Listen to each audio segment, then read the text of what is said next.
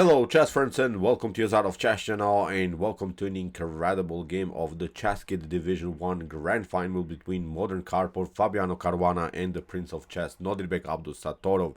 So this is really spectacular battle. They already played in this event in which we have to say Nodirbek outplayed Fabiano Caruana, but then Fabi had a different chance because this concept of this event is a little bit different. Even if you lose a match, still you can get into the super final, and Fabi got through in his game against Jordan van Forest, reached now the super final, the grand final here against Nodirbek Abdusattorov. So let's see now what happened. Today we'll have two games, and then tomorrow also two rapid games. The winner of both of these matches will be, of course, the winner of this beautiful chess event. And we're now in the game two. The first game ended with a draw, and we have to say it. I think in the game one, Fabi really outplayed Nodirbek in a really beautiful positional way, but the game ended in a draw.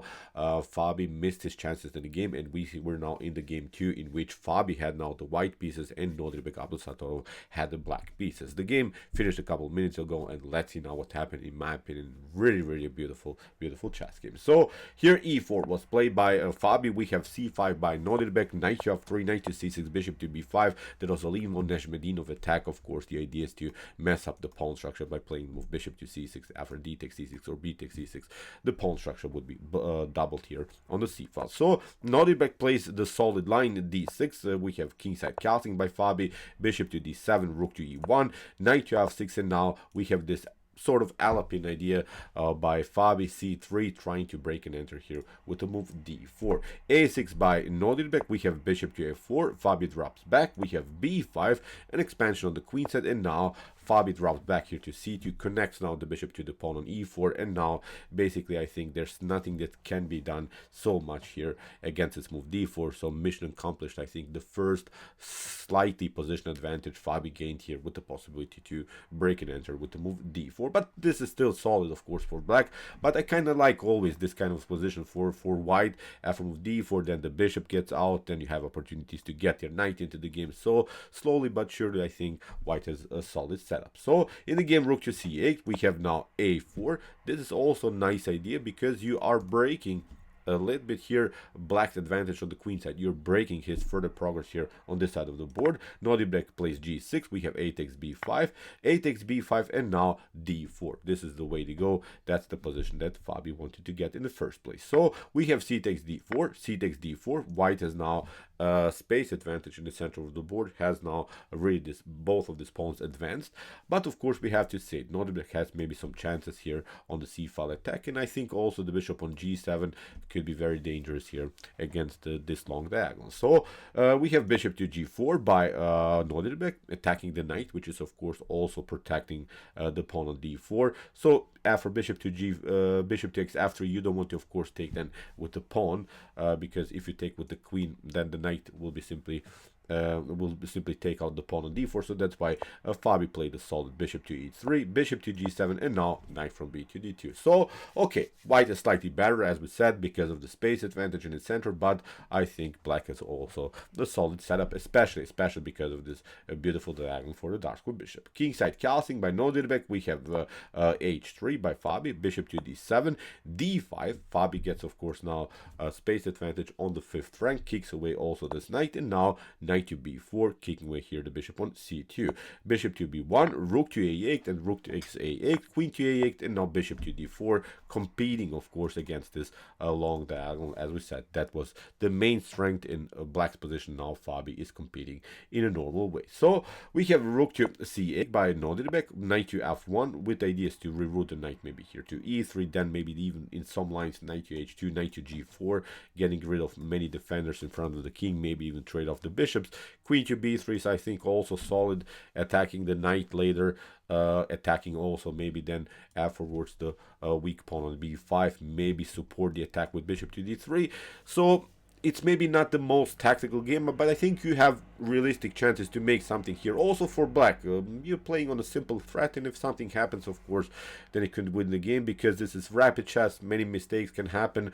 So in my opinion, although it's a symmetrical position, the pawn structure is symmetrical, still I kind of felt that something could happen here. in this game, and actually many things happen for sure. So queen to a4. So Nodirbek is trying to spice up the game by maybe creating an unbalanced pawn structure, because after queen to a4, b takes a4, then maybe the rook could come here on the b file, attacking also here this weak pawn on b2. But Fabi didn't play, of course, for this. He played simply knight to e3, waited now Nodirbek to take out now d1, and now after rook to d1, the game becomes even more simplified now because the queens are off the board. We have bishop to h6, g4 by Nodirbek, and now Nodirbek, I think, makes his first really mistake in the game, a really unnecessary move. Of course, g5 is the threat, but he played very strange, I have to say it. It's a strange move.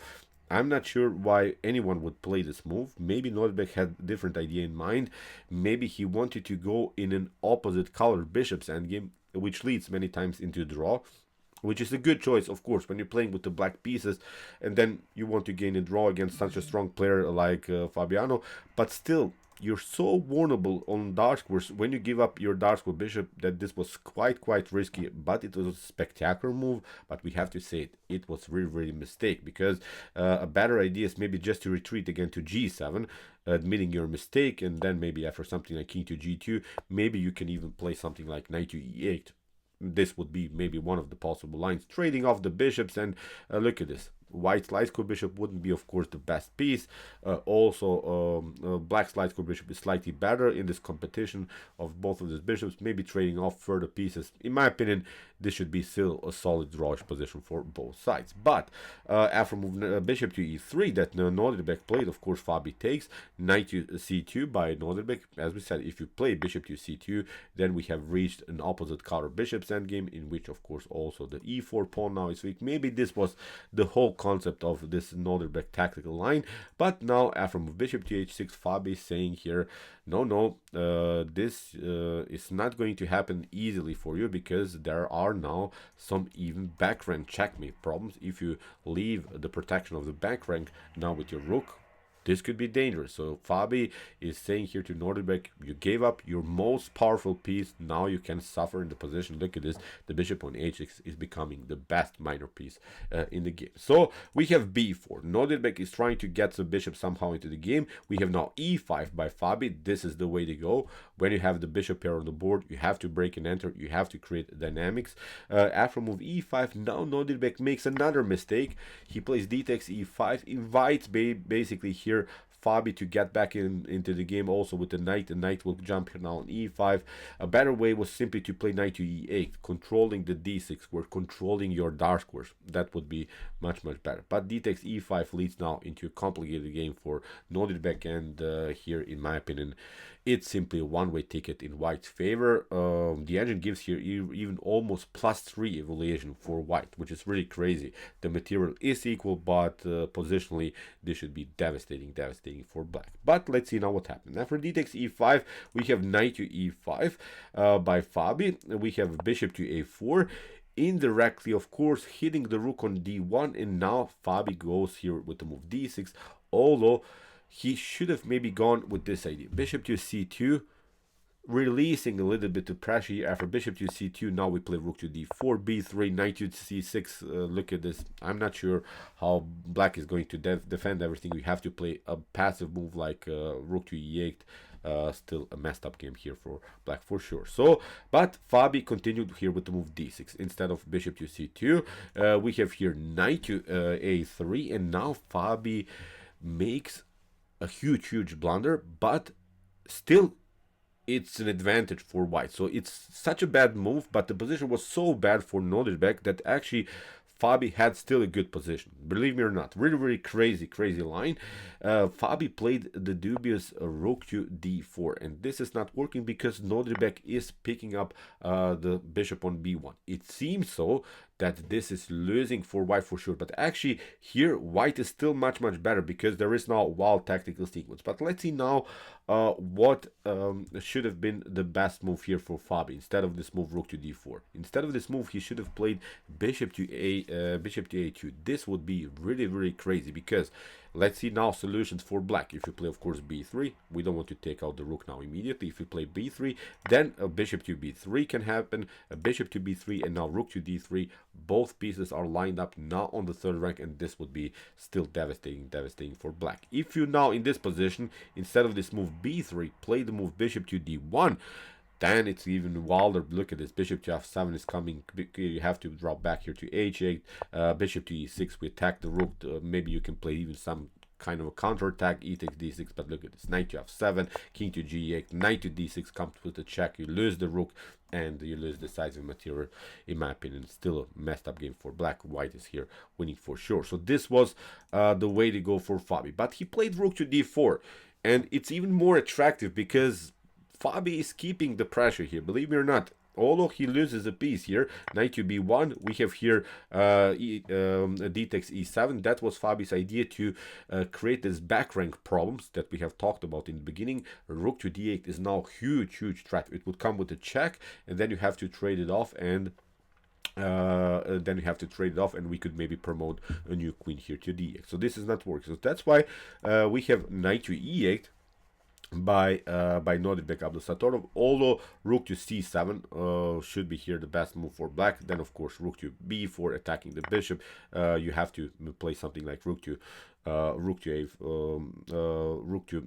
e7, picking up here the pawn. Now we pick up the bishop. You can pick up maybe here the knight, but now with king to f1 this should be playable, and this is I think still a drawish position, although black is up the whole piece, but has several dark sword problems. As we said, the bishop knight is a little bit loose, we have an extra pawn, and this is in my opinion still a drawish position. But after move d takes e7, Nodirbek played now knight to e8 instead of this move rook to c7.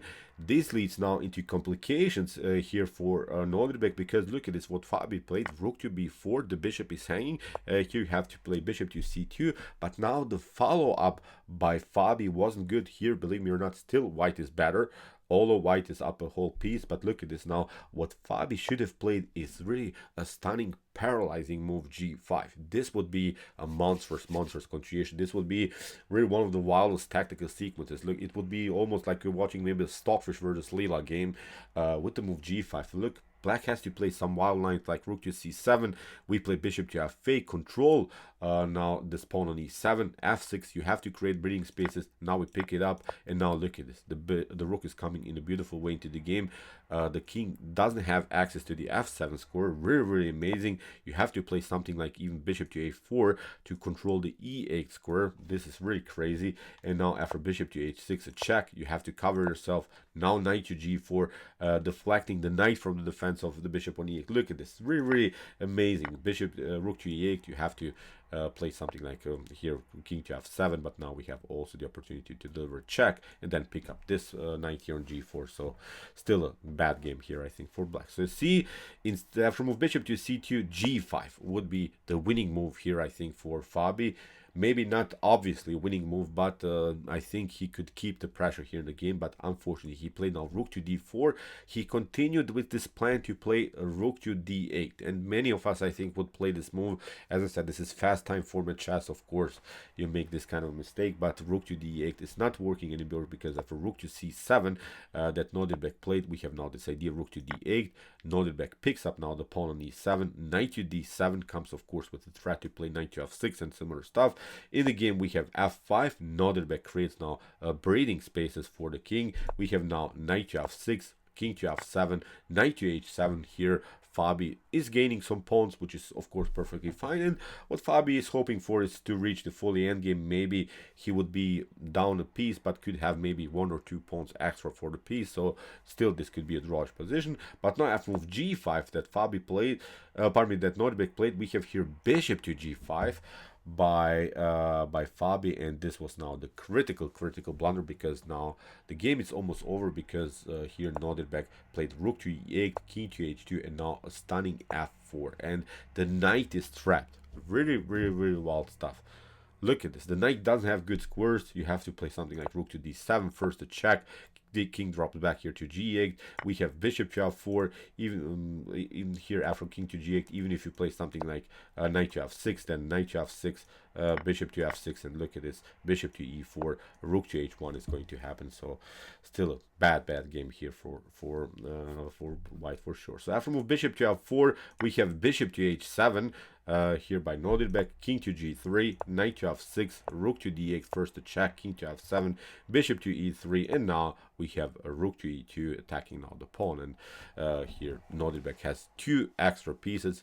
Of course, Fabi has here 3 connected passers, but they can be stoppable still. They're still really far away from the action. Nodirbek can stop all of them. So in the game, rook to b8, knight to d2. We have rook to b7, king to e8, g5, knight to f1. First to check. Here, for instance, if you play king to f3, then you would get a stunning rook to e3. Look at this, how really tactically rich this position is. After f takes e3, bishop to e4 is now winning the game. So that's why Fabi played king to f4. We have knight to e3 anyway, f takes e3, and now after knight to d7, h4, here bishop is controlling the h5 square, is not allowing Fabi to advance the pawn further. We have b4, king to e7, rook to a7, rook to b2, and now after rook to b7, bishop to h5. Now Fabi is trying to somehow break and enter with his pawns, but now rook to h2, very important move. Here Nodirbek picks up the pawn, simply controls everything, plays first a check, and now